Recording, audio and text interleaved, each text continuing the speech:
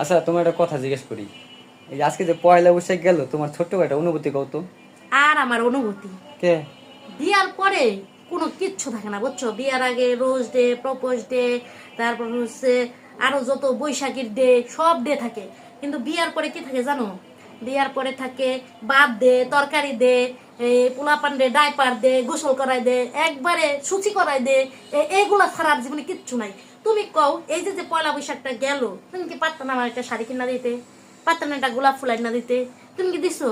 তাহলে বিয়ার পরে জীবন মানে এইগুলাই, সংসার, রান্ধো বারো, খাও দাও, আর পোলাপান মানুষ করে, এই এছাড়া কিচ্ছু নাই জীবনে। ওইসে আপনি ডিকশনারি বন্ধ করেন কার। অনকে অনকে অন শুনো, অন ভাল লাগে না না? না, আপনি ডিকশনারি একটু একটু খালি মুখ কাটা খুলে দিছিলাম, আইরে পক পক করে খালি কথা তোমার বাইরে। তো দোষ আছে লেগে, তো বুঝো নাই?